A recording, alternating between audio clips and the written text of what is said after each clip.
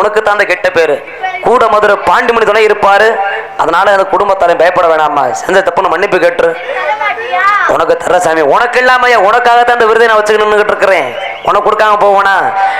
அம்மா உன்னை வச்சுதானே இன்னைக்கு நாங்க வாழ்ந்துகிட்டு இருக்கிறோம். வெள்ளையம்மா உன்னை வச்சுதானே ஆடுற நாடகம். புடி